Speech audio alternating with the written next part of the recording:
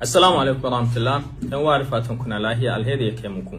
CCR, Conseil Consultatif de la Refondation, majalisin shawaran saki ginin kasar mu Niger. Prime Minister Ali Lamin Zen ya shugabanci bude farkon zama na wannan majalisin shawara tare da halartar baki na kasashe daban-daban. A yau ne dai alhamdulillah aka yi farkon buɗi na zama na Conseil Consultatif namu na Niger, majalisin shawara namu, wanda shine aikin shi zai zamanto ya rika bada shawara da tunani da solution don su raka tafiyan General Chani da hukuman General Chani a abun da ake kuma su rika ɗauko kukan talakawa da a gyara ƙasa.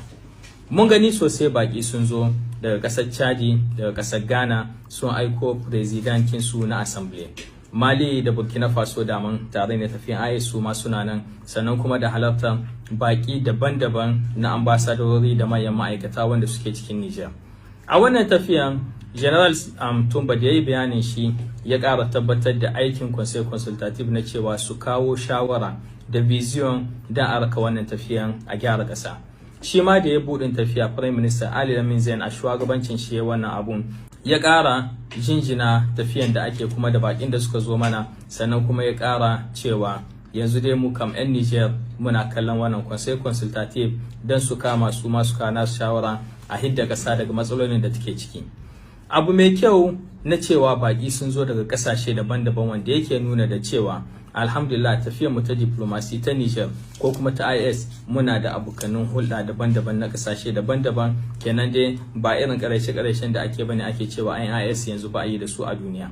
Mun gani President King Ghana cikin bayanin shi da ya jinjina tafiya da ya kuma ya ce su daga Ghana suna alfahari da shugabanninmu namu na Niger da na IS. Ya ƙara tabbatar da cewa su fa ƙasar Ghana shikenan sun yarda da IS kuma za su kama ma IS cikin duka tafiyan da ake, musamman ma yanzu da ake maganar Niger. Ya ce shikenan bayan Mali da Burkina Faso sun yi nasu kwamiti, sun yi nasu majalisi na shawara, Niger yanzu sun yi, kenan tafiya ta bude. Ya ƙara kiran Niger ya ce su a Ghana sun yarda da cewa gyaran ƙasa baya iya yiwuwa sai tare da shawara, sai tare da yi tare da kowa da kowa. Ya kirayi majalisin shawara namu Niger ya ce da fatan su ma za su yi koyi da abun da Ghana ta yi na cewa komai da komai ana yin shi ne tare cikin shawara ba tare da bambanci ba. Sannan kuma ya ce Ghana tana shirye, assemblanta suna shirye da su kama ma Niger na kowane hanya, ko ta hukuma ko kuma ta assemblan su, don a kama a gina ƙasar Niger. Ya ce kuma yana fatan sai sayarkinmu na Niger za su rika aiko mutanen su zuwa Ghana don su ma su rika shawara, su ma su rika gani yadda ake yi harkan assembly, harkan parliament. Daga wajen shi kuma President King Parliament King Chad da farko da ya zo ya buƙaci duka mutanen shi da su tashi su taɓa ma mutanen Niger. Ya ce tun da Niger ƙasa ce mai muhimmanci ga Chadi, ya ce su ma ƙasar shi sun bi ta hanyoyi, sun ga juyin mulki, sun gani transition. Ya ce to ƙasar shi a shirye shi ma take don su yi mu'amala tare da ƙasar Niger wurin gyara ginin ƙasa.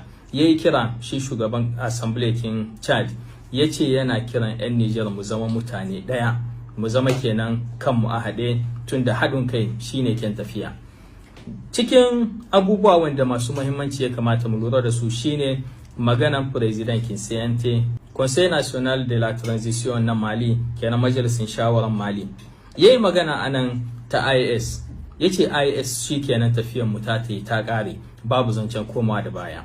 Ya ce IS tare da vision na shugabannin namu guda uku, General Assimi Goita, Captain Ibrahim Traore, General Chani, sun sa gaba sun yi tahiya kuma mutanen IS suna tare da su.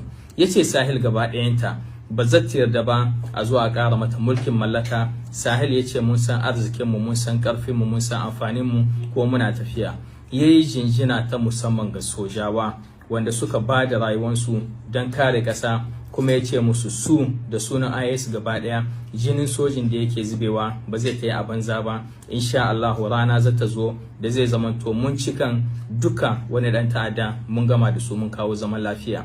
Ya yi magana a Hausance zan mu ce ya rantse, ya ce kwanaki ko kuma lokacin 'yan ta'addan nan ya kusa karewa, tun da yanzu su 'yan ta'addan masu zuwa suna terrorizan mutane yanzu su ne sojawanmu suke terrorize. Kenan yanzu ba 'yan ta'adda bane suke ba da tsoro, sojawanmu ne suke ba in ta'adda tsoro, kuma ya ce muna nan su dai daga wajen su shugabanni suna ɗaukan duka mataki don su kawo ma sojawa kayan yaƙi na kirki a yaƙi da ta'addanci a kawo zaman ƙasa.